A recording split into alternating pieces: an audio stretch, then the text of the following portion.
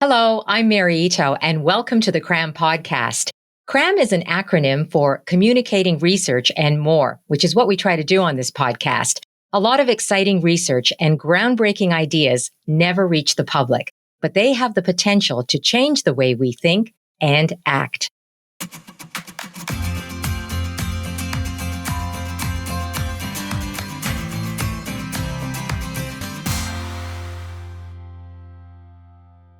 It is hard to change our behavior, even when we want to.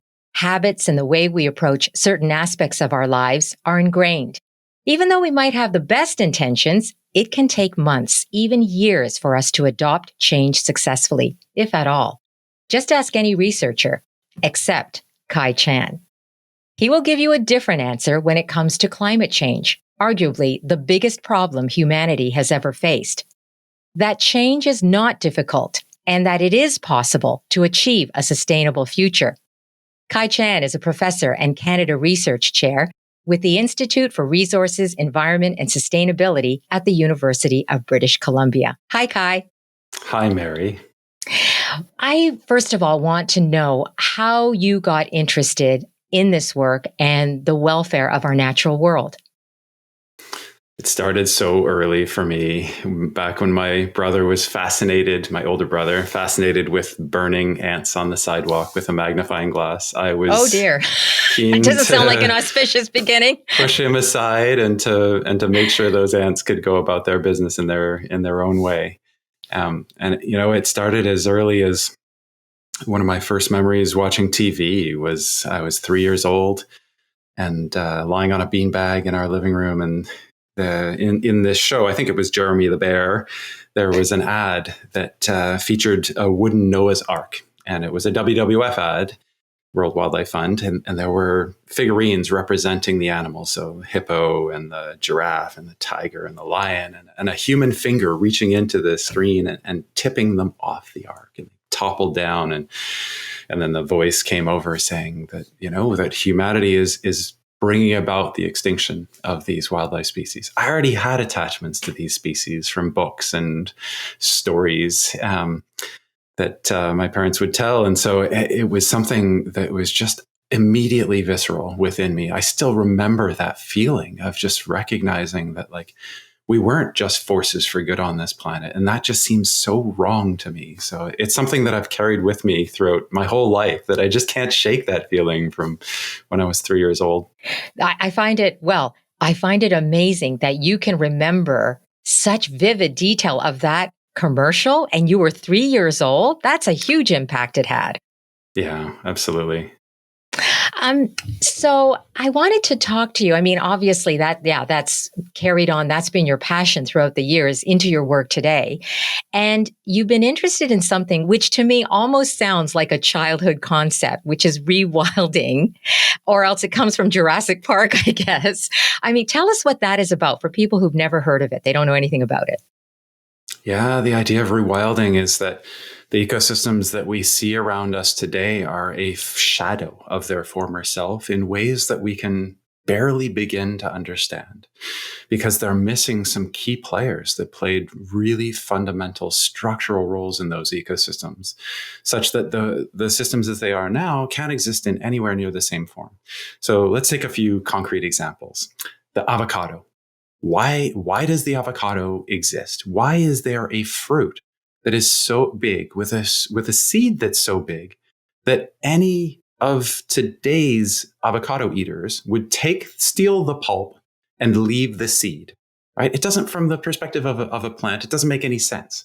The plant wants to provide a package that will be swollen whole, just about, so that the seed passes through the digestive system of an animal and emerges on the other side in a mound of fertilizer. Right? I never thought about that. The big seed in the middle. Huh. Yeah, it makes no sense in today's world for an avocado to exist. And the reason that, and without humans, avocados would not have been able to keep up. They would not be able to replicate themselves in forests, in the tropics, because they don't have the seed dispersers that they co-evolved with. Now, the answer to this apparent riddle as to why this fruit would evolve in such a way that it is now completely dependent on humanity is because it evolved with animals that are no longer present, but that were present up until on the order of 12,000 years ago. So here we're talking about giant ground sloths. We're talking about mastodons, mammoths, and gomphothamers, which are the tropical equivalent of those New World elephants, effectively. And those species used to eat avocados and disperse those seeds in nice fertile piles of dung and thereby enable the continuation of those species. And those, and that network of species plays important roles in those ecosystems. So, and in ways that we just can't make sense of today without any of those large bodied species that are present. Okay, so let me ask you though, you're saying that the avocado is dependent on humans to continue, right? For its survival. Is there anything wrong with that? That we enable that to happen? There's nothing wrong with the fact that we are now enabling that, right?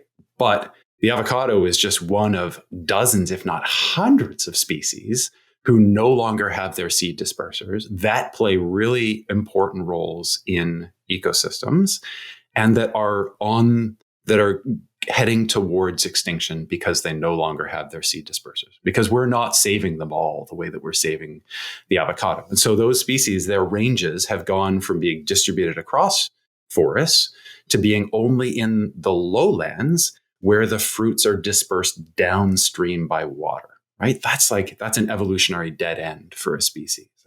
And it's going to have effects on the whole ecosystem because those species play important roles in the lives of other animals that were dependent on the fruit and the trees.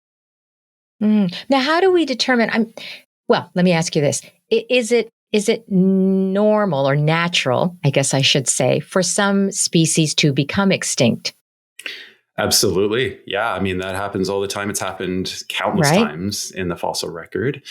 The point here is that the scale of the extinctions that are happening now and the time over which they are happening the scale is so great and the time is so brief that the changes are not allowing ecosystems to catch up, and it's going to have severe consequences for us as a human species. So maybe it helps if I tell another story about rewilding. So, and one that I know even better because I don't know that much about avocados in tropical forests, although I'm learning. A lot of people think that on the west coast of Canada, Vancouver Island in particular, sea otters, we know that sea otters have returned and they have brought with them a whole bunch of ecosystem changes. And a lot of people think about that as completing that ecosystem, right? That now we previously had these urchin barrens where sea urchins would eat the kelps from the roots and those plants would float away. And that left that system so much less productive and so much less vibrant with life. Sea otters coming back, eat the urchins and allow those kelp forests to grow up, these rich three-dimensional habitats, and that host so many different fish species as well as other invertebrates or shellfish. Lots of people think, oh, great, now the system is complete. But what they don't realize is that there was another species that played an absolutely fundamental role in those systems. And that species helps to understand why now that sea otters have come back to those systems, there are a few of the shellfish species that are barely able to hang on, So sea urchins are one example, abalone, and clams and crabs also are really reduced substantially in number due to the sea otters. And that doesn't really make sense. It's right. Like they previously coexist for millions of years. They were in the same system. How is it that today abalone and sea urchins can barely make do in these systems? And the answer is sea cows, stellar sea cows, animals. They're marine mammals. They're like dugongs and manatees, except 3 times longer. And so much, much more massive, up to 9-10 meters even in length. They were the only large grazers in those systems. And they played a really crucial role in mowing down on the fronds of these kelp forests, that would allow this kind of rain of little kelp particles to reach the ocean floor, where the sea urchins and the abalone and the sea cucumbers could catch those particles coming down and feed on them without having to come out of hiding in those crevices and eat the least nutritious parts of the kelp plants that hold the kelp to the floor, such that you can still have this kelp forest, right? You can still have it with the sea otters and with the sea cows and with the urchins and the abalone and the sea cucumbers. And another piece of this, just to go on a little bit, is that sea urchins and abalone and many of these other species are very vulnerable to reproductive failure because they're what's called broadcast spawners. So they release their eggs and sperm into the water column. And if those animals aren't densely packed together, then the sperm and the eggs will not meet sufficiently so that you have much reproduction happening at all. Now, that doesn't make sense why that should happen so frequently, right? That you'd have these reproductive failures. But again, this is explained by the sea otter and sea cow interaction, because the sea otters drive them into the crevices. The sea cows munching on the fronds enable that they can still feed while they're in hiding, right? Where they are much more densely aggregated, such that their sperm and egg can meet each other and they can still reproduce successfully. And that's just 2 ways, right, out of at least 6 that we've considered in our work about how sea cows would have structured these systems such as to enable them to be productive, diverse, and resilient all at the same time. So are you telling me that sea cows no longer exist in that environment? They're the missing ingredient. They were key, but now they're missing. Yep. Okay. I mean, what always hits me with examples like this is that interrelationship of everything, and that you just throw off one thing, right? And everything gets thrown off.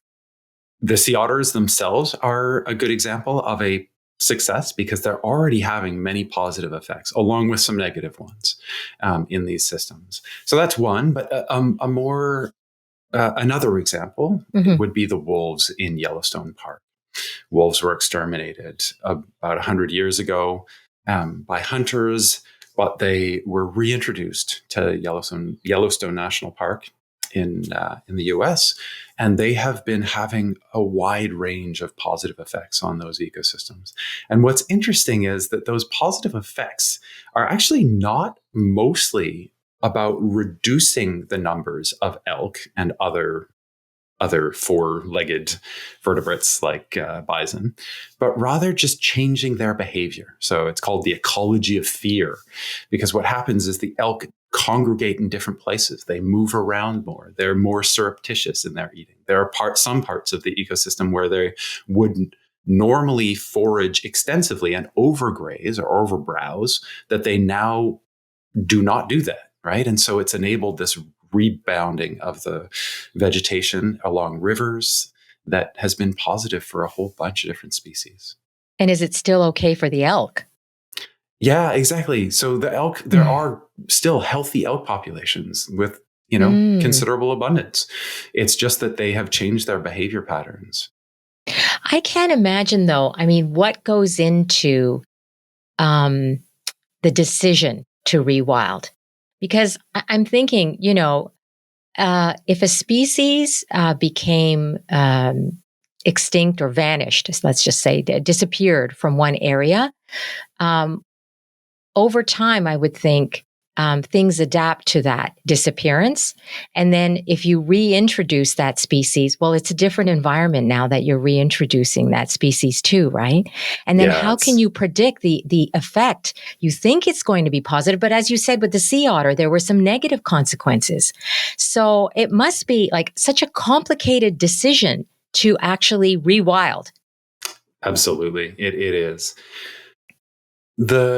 The good side is that many of the extinctions that humans caused or played a role in, maybe they weren't the main cause, but certainly played a role in, are very recent, right? So more recent than 50,000 years ago.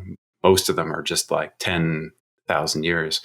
And that is a blink of an eye in evolutionary terms, right? That's so little time.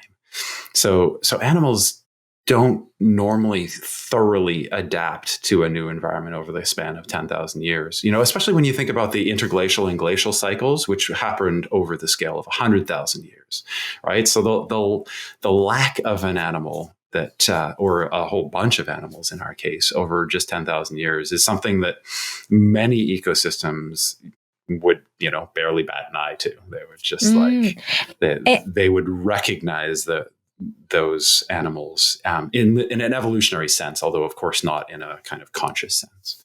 And how popular is this concept of rewilding? I mean, how often is it done? Well, it's increasingly of interest, and it's done at different scales in different contexts, right? So we've talked about some of the most dramatic kinds of examples of like bringing a species back from extinction, right? Which is possible with stellar sea cows in a way that it was not actually possible with Jurassic Park. 65 million years is very different from 10,000 years. Yeah, right? no, but okay. Yeah, so how do you actually bring something back from extinction? How do you do that? So I mean, it could happen very much like Jurassic Park, right? You can take the DNA of an animal, you can insert that DNA into an embryo, and then an embryo that you might borrow some from a closely related species, some parts of it. So possibly for the sea cows, manatees, or dugongs, and then you need a surrogate mother, which the Antillean manatees might serve that purpose, even though they're a fair bit smaller than the sea cows. But, in theory, it's quite possible. And we've done some similar, not we, like my lab, but humanity collectively has done some similar things with cloning. So it's that is absolutely going on. Conceivable. It is, yeah. And there's a team in Russia that is trying to do this with woolly mammoths, in order to protect the permafrost in the north, because the woolly mammoths played an important role in trampling the snow, and so lessening its evaporation or its loss, melting and loss, and so providing that albedo in a way that would allow the maintenance of the permafrost and prevent methane, which is a potent greenhouse gas, from escaping from those soils. So, there are some prominent examples, but those are the most extreme examples. And there are lots of examples where we have a much smaller scale, so where you've got animals that are being brought back to a place where they're no longer present. So grizzly bears, for example, being reintroduced to parts of this continent where they had been lost just from those places, not from the whole globe. And wolves being another case like that. You could also think about rewilding even in cities. And so we're starting to think about, like, what would it mean to rewild Vancouver, for example? And we've got some ideas along that front. What do you mean in cities? What do you mean by that? Yeah, so there we're not talking about bringing back mastodons or woolly mammoths to walk amongst us. Yeah, no, we're thinking there about how do you make these systems work as similar to how they were, to work on their own for the most part, with minimal human intervention, in a way that those systems are diverse and vibrant. And so, at the moment, many of our bird species are doing pretty well in an urban environment, but they're really hurt by cats, by crows and seagulls, quite likely.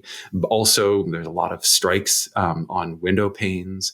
And so, those systems are not working very well, but we're starting to we're starting to imagine ways that those species could interact in a much more, vibrant way, without the need for so much human intervention.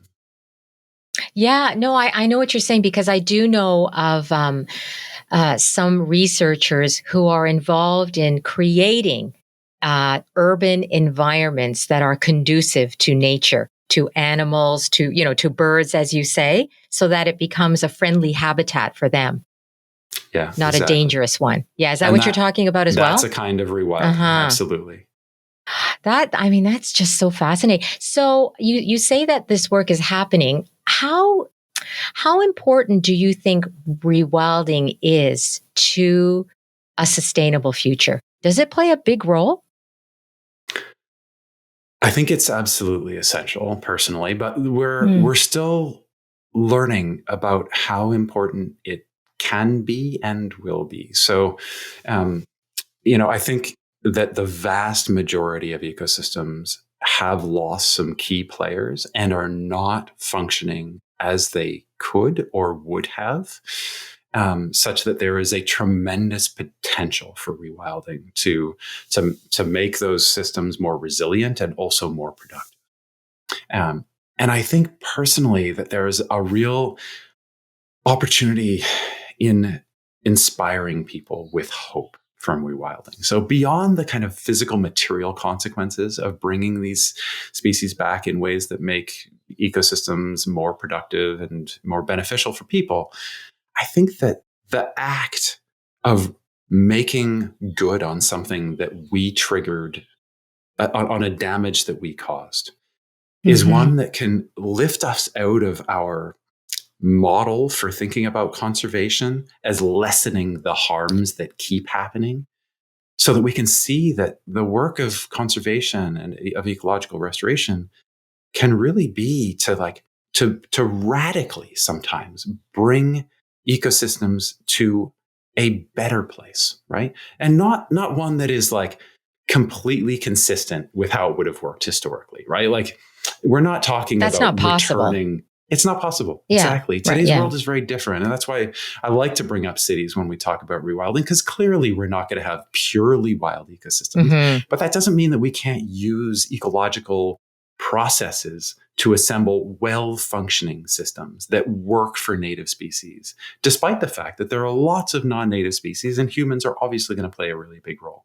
So I think there's a tremendous opportunity on the biological side and the really, really crucial role on the social side for inspiring people's imaginations and their hope that we can create a better world, not just a less bad one. You know what? This is really important that you bring this up. Because you wrote an article, and of course you talked about this in an article, an opinion column that you wrote for the Globe and Mail.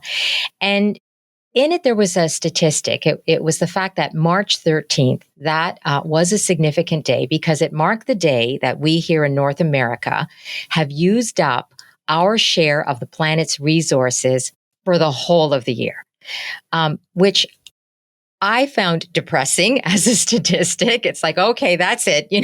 We're not even a third of the way in and we're done. That's it. And I find that is similar to a lot of climate change stats that I hear. And it does make me fearful. I think it makes many people fearful. And it does make us feel like there's no hope. So, what is your take on that and the way that we've been approaching things? And not to say that it isn't a dire, we know it's dire, but then it just makes us, feel as if we are helpless.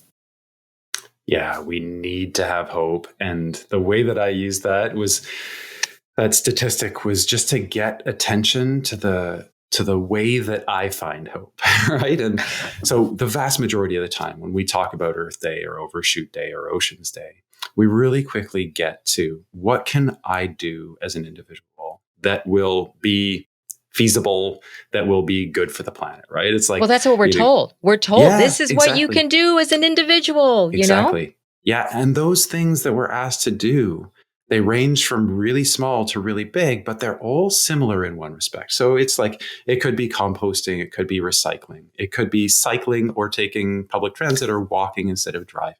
It could be buying an electric vehicle, right? So it's like, could be tiny, could be huge, but they're all our own private lives. And many of them orient around consumption, right? Like, you should buy this instead of that. And usually this is much more expensive and harder to get. And, True. And all of this has the effect that an individual tries to reduce their impact on the planet from being huge to being much, much smaller. The fact that we in Canada and the US have hit Overshoot Day on March 13th means that we are using about 5 times our share of resources if we were to have a sustainable economy and society. So we have to reduce our impact on the planet by about 5 times as an individual. And that's really, really hard. So, what that inspires is lots of well-meaning people to try to reduce their ecological footprint. And if they do a lot, they might reduce their ecological footprint by, say, 20%. And then they're using, on average, like 4 Earths, right, of resources is the way that it goes. And it's so defeating. It's so sad. So wait a minute, are you people. actually saying that it's impossible?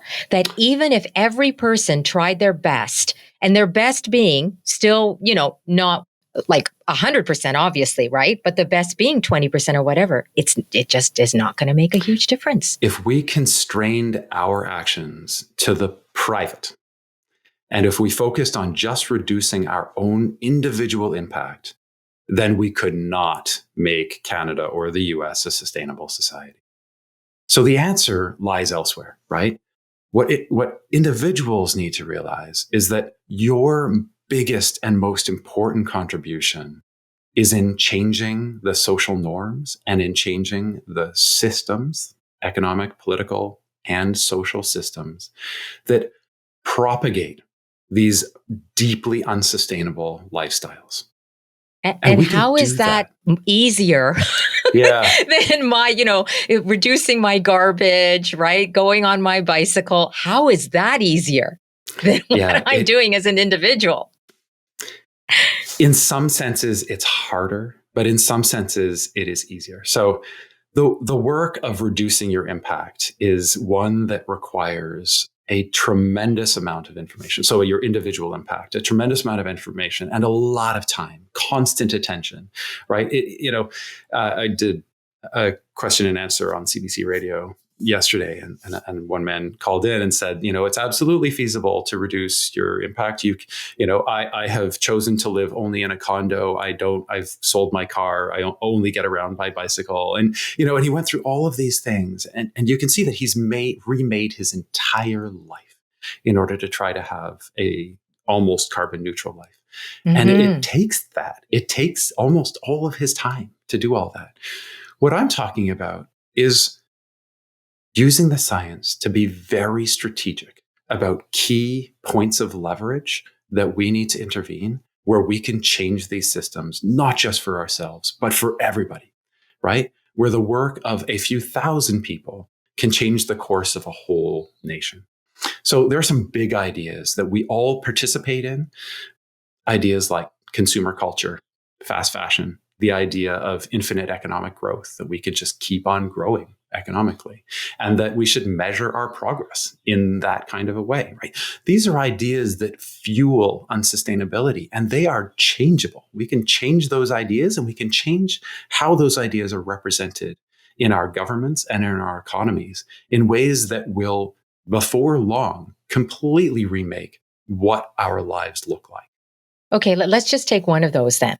So you talk about overconsumption. You talked about fashion.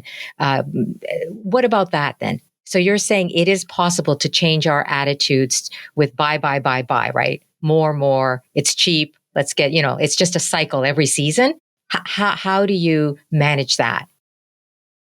Yeah. So this perception that we need to have new clothes every season, where there are 8 fashion seasons per year, right? Not just the 4. That perception is one that has been manufactured by advertisers of the fashion industry. And it's one that we are complicit in, but it's one that we can also reject outwardly, openly, conspicuously, right? Loudly, ways that change social norms, so that whereas at the moment, it seems like it's cool if you, look, my new outfit in May and then again in July. And, and we can change that such that when that starts, when you see people doing that, it's not like, oh, that's so cool, you're wearing a new outfit. It's like, didn't you have a perfectly good set of clothes before? Why are you replacing it entirely now? But how do you do that though? Like that's a big mind switch. You're asking. Yeah. How do you go Yeah, about doing that? it takes individuals to say that that's what they want, that that's what they believe in, to be clear about that in how they talk with others, in how they represent themselves on social media, right? But it's not that far away. And so, as a parallel, I want you to think about gender identity and pronouns. In just 10 years, we have gone from thinking that the world is mostly a binary place and that anybody who doesn't fit into the binary, well, they can just live with that. That was like the dominant perspective just 10 years ago. And now in 2022, the world has thoroughly embraced that there are not just two gender identities, and it's not strange not to be male or female, that there are a legitimate other set of options. And that's Okay, come about as a let me, result of individuals right. taking a stand and representing that thoroughly. Okay, so let me just stop you on that one. That's an Mm-hmm. interesting analogy you make. I wouldn't say the world, though. I wouldn't say the world has embraced that. I'd say countries may have Yeah. embraced that. And then even within countries, you don't have everybody embracing it either, right? So Yeah. that I think is another issue, because when you're talking about this kind of wholesale change, it strikes me that you need significant amounts of people on board in order for this to happen. Is that right? Yeah, absolutely. So you're totally right. It's not the whole world that has switched on the gender identity, but it is good portions of many large nations. Yeah. So And you're the right in the fact of the time. I hadn't really thought about it, but for something that revolutionary, because it's huge. You're right. I hadn't thought that it's a relatively short amount of time. Mhm. Yeah. Yeah, and the folks. And it does need to be a significant number of people, but it doesn't need to be a significant number of people to start. Right? Because think about the gender identity. There were not that many people who identified actively as non-binary back or trans back 10 years ago. Now there are many more, but the folks who started this ball rolling were actually relatively small in number. So, these changes, once they're recognized as a just cause, many more people rally towards the cause. So it's really just about having the courage to get started and to be open and inviting of people's perspectives and to change the needle, to move the needle. So gender identity, that is about identity, right? It's you. It's who you are, which is, I can't think of anything more paramount than that. How do you give the environment and our attitudes towards it that same kind of importance as identity?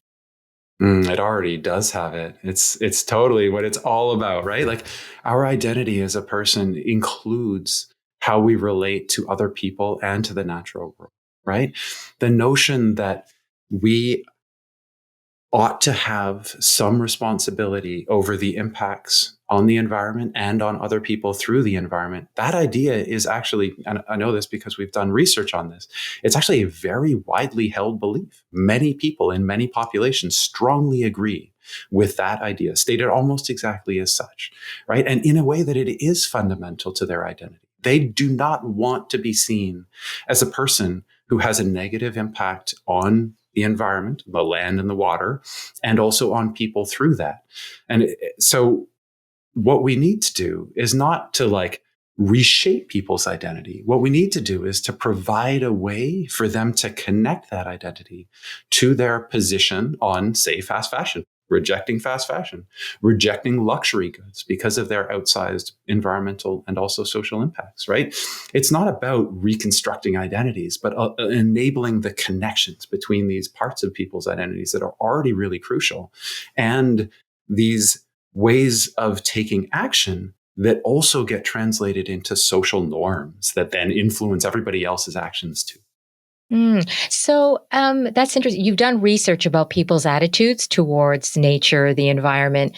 Do people see themselves today as being part of nature, that nature is everything, that we're in nature, rather than that kind of binary model we used to have of this is us and that's nature. We go into nature and that sort of idea.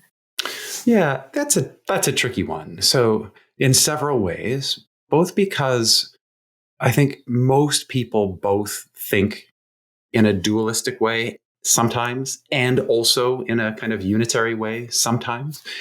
But the other part that's tricky is that what nature is varies so widely across people and even across, different moments in our lives, where for some intents and purposes, nature is out my window. It's the chickadees that I can still hear a little bit and the hummingbird that flits back and forth, right? And it's the moss that grows on the trees. That's all nature sometimes for me. But then when I need to escape to nature, I have to go further. I have to get out into the woods, right? Or out onto the water somewhere. And so, we're complex beings, and it's like all of the above on that for most of us. Yeah. So I wanted to bring in another example because, we talked about clothing. And then what about the food we eat? And that comes to mind right now because the price of food has gone up significantly and it will continue to go up, we're told. If people, and again, I know this is an individual thing, but again, it's part of this whole system, right? And supply chain. We want to eat locally. We want to eat sustainably. Maybe we want to eat organically. That costs more. So you mentioned this earlier, that a lot of those decisions that we feel are good for the environment, it's costly. How do we then get around that? Yeah, I mean, that's part of why system change is needed, basically, right? The way that companies have tried to grow the market for more sustainable produce and clothing and all the rest of it is to appeal to those folks who have the money and who are willing to pay more. So there's been this kind of separation of a niche market that is part luxury, part sustainable, both of those in a kind of identity that is, where those two are intertwined. What that means is that the vast majority of sustainable products are so much more expensive than the alternatives, even though they're not much more expensive to produce. And the costs of production are a tiny fraction of the total costs that are paid at retail. And the reason for that is a combination of the fact that you lose the economies of scale that make goods so cheap when it's a tiny fraction of the market, but also because the particular companies that have tried to appeal to these interests have done so in a way that they aim for a big markup, right? Such that they can justify doing things differently. It doesn't have to be that way, right? Laws and that around extended producer responsibility and around the right to repair, for example, with electronics, those laws would take the onus off individuals to find a way to dispose of their electronics appropriately or their appliances and the rest of it. It's crazy to me that when our youngest daughter finally outgrew her car seat after almost 10 years, that it was free to put the car seat in the garbage. But if we wanted to recycle it properly, we had to drive to a recycling depot outside of the city and pay $20 to do so. That doesn't make sense, right? And there are all kinds of laws like that just don't make sense. If we had an extended producer responsibility law such that it was the responsibility of the producers to take those products and to disassemble them into their component parts and then deal with those component parts, then the vast majority of products would be produced in a much more sustainable way. And in a way that in many cases, the parts would become resources and they would be made into new products, right? And we would then have much of what we need for a circular economy, such that it wouldn't take so much work. It wouldn't be so costly for individuals to find the options that really are sustainable. Yeah. And I mean, what about as far as consumption of energy? What do we need to do there to make changes as maybe individuals, but more so as a society?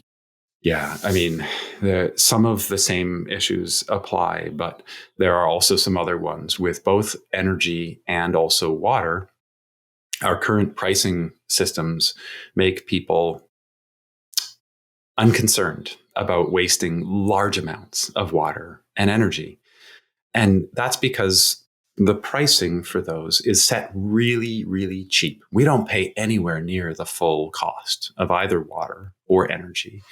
And it makes sense to do that, right? So that we're enabling people who are living at the margins to be able to do productive activities, right? We would not want to shut that down. Unfortunately, those really cheap prices are applied also in most places, even when you're a profligate energy user and waster. And same thing for water, right? And so if we had much more appropriate pricing that was cheap for the basic needs for life, and then got progressively more expensive, such that at high levels we're paying at least the full cost of energy, then you would see a completely different kind of pattern of behavior as we also shift our social norms to adapt to them. Yeah, that brings up a good point too. I'm assuming that you want everyone, I mean, as many people as possible, no matter where they are in society, to come on board. But yeah, energy relatively being cheap, but you don't want to penalize people who, are in the lower socioeconomics level. The fact that, food, organic, et cetera, it's expensive. Again, that shuts people out, right? Who don't have the money. I almost Yeah. feel as if the people who initially can get on board are people who can afford to get on board this. Yeah, exactly. And that's why with Cosphere, this initiative that we just launched, we have tried to make climate action and action to combat the ecological crisis something that anybody can participate in. Now, so how? Tell us about Cosphere. You co-founded it. So, with the previous narrative about environmental and sustainability action being about buying things different, it felt like you couldn't participate in that if you weren't rich, basically, if you weren't well-to-do. Cosphere is a coalition of people who want system change for sustainability so that we can all live in a sustainable way. It stands for a community of small planet heroes. And the idea is to bring science to the people to inform them about what they could ask for to be different and how they could bring that about, while also constructing a community of people who are like-minded, where those kinds of actions and initiatives are celebrated. So, system change is hard. It's complex. And when you think about sustainable development and you think about the UN Sustainable Development Goals, there's like 17 sustainable development goals, and each one of them is really hard, and there are different groups working on them. And yet it's one set of systems, right? That simultaneously affect poverty and clean air and clean water and energy, and also life underwater and life above land, right? All of those are all the products of the same systems, such that when we try to address each of the SDGs, the Sustainable Development Goals, separately, there's a real danger that some of our efforts will be counterproductive for other objectives, for other goals. So what we need, we argue, is to bring them together so that we're orienting towards the big changes, the system changes that enable progress on all of those SDGs. And that when we're addressing each of those separate goals, that we're doing it in a way that doesn't worsen the outcomes for the others. And so the metaphor that we have there is that at the moment we've got all these different limbs, right? Like an octopus's limbs. And they're addressing all these different problems, but they're doing so in a way that is not coordinated. They've got little brains in their limbs already, and they're able to solve those separate tasks. But when you confront that system with a much bigger task, such as changing global systems to make them sustainable, then you've got to put those limbs together. You need the body and the central processing unit to coordinate the action across those limbs in a way that they can solve a problem that is bigger than all of us. So that's the vision for Cosphere. So, are you saying that work good work is already being done out there, but it's not coordinated. It's not organized. And is that what you're looking to do, to sort of harness that and bring people together to work together to achieve larger goals, larger system goals? Absolutely. There are lots of great NGOs that are doing really important work. We hope to bring the science to enable that work to be useful, not only for the separate goals, but also for the common ones. We hope to also enable, when those initiatives are already in line with the science and the global system science for sustainability, to make sure that those initiatives are not being dismissed as special interest initiatives, right? That they, if they're consistent with the science for sustainability, that's represented and clear so that they're not dismissed in those ways. The other thing that we're hoping to do is to provide guidance for the folks that don't know what needs to change. So, for example, the youth climate movement. They know they want a better future. They know we need to address the climate crisis, but they don't always know what are the most important ways that we could do that. And so we want to help arm those folks with the information about, like, these are the things that you could ask for that would have the biggest impact. And here's how you can go about doing that would be most successful. It sounds too, though, that to get the biggest impact, I mean, this has to be global, right? I mean, so is that your hope, that Cosphere is global? Or I don't know whether something like Cosphere already exists in other countries. How are you going to get that grand coordinated vision together? Yeah, little bit by little bit. Step by step. Hopefully, we'll grow to that level, and we don't know whether this is going to work even at a more modest scale. So we're going to grow organically.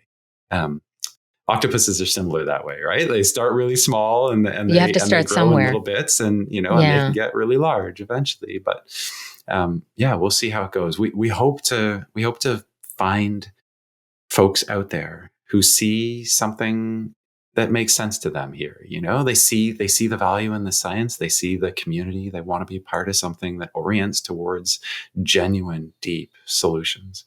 Mm-hmm. And if they come and they find something they like and help us make this into something that can grow, then we'll see where it goes. All the best with it, Kai. Thank you so much for sharing this and all your thoughts and your passion with us. Thank you so much, Mary. This was so much fun. That's Kai Chan. He's a professor and Canada Research Chair at the Institute for Resources, Environment and Sustainability at the University of British Columbia. If you'd like to know more about his work, you can check out our show notes. We have links to Cosphere and his lab. That is it for this edition of the CRAM podcast. Hope you enjoyed it. And our thanks to the Temerty Foundation for their generous support of our podcast. You might also be interested in our literary podcast called Passage to Wonderland. I highlight compelling passages from books that offer discovery, insight, and a sense of completion for the end of your day. You'll find Passage to Wonderland wherever you get your CRAM podcast. Thanks for joining us. See you next time.